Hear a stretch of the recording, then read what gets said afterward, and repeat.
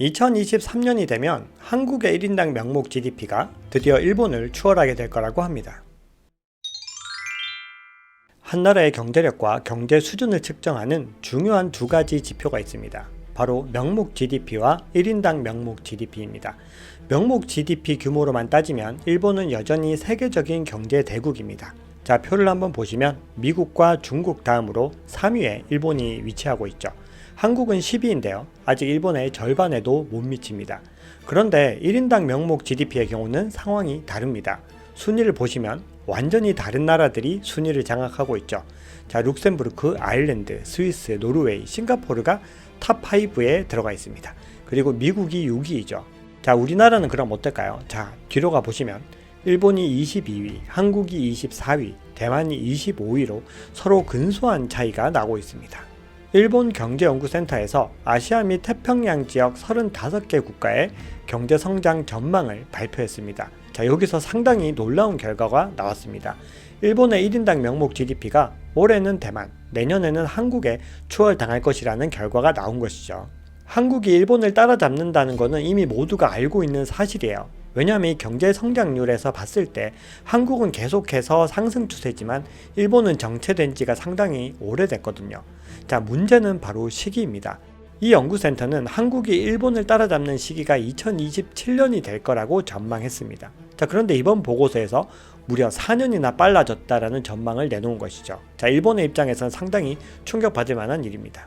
보고서에서는 한국과 대만이 일본을 따라잡을 수밖에 없는 몇 가지 이유를 제시하고 있습니다.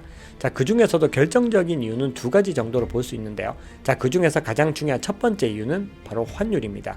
자, 올해 우리 원화 환율도 많이 올랐죠. 원화, 엔화, 대만 달러가 다 미국 달러에 비해서 가치가 하락을 했습니다. 그런데 일본 엔화의 하락폭은 유독 컸습니다. 한화와 대만 달러가 미국 달러 대비 한 10% 정도 하락하는 동안 엔화는 20% 가까이 하락했습니다. 두 번째 이유는 한국과 대만의 굉장히 빠른 디지털화에 있습니다. 일본은 여전히 디지털화가 느렸죠. 그렇기 때문에 이 노동 생산성을 비교했을 때 굉장히 큰 차이가 난다라는 겁니다. 1970년대 이후 이 개발도상국 중에서 공업화에 성공해서 굉장히 높은 경제 성장률을 기록했던 나라들이 있습니다.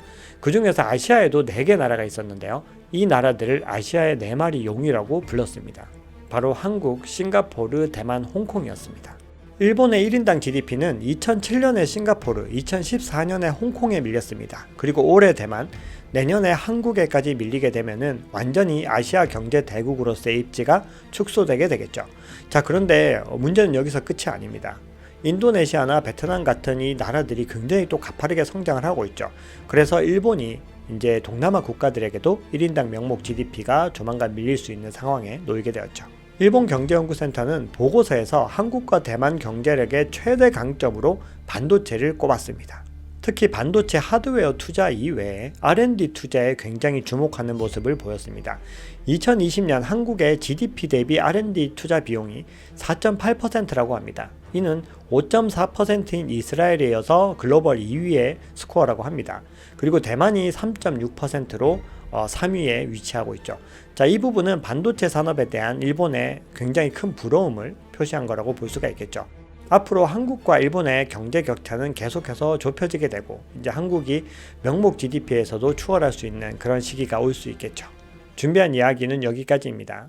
내용이 괜찮으셨다면 구독, 좋아요, 알림 설정 부탁드리겠습니다.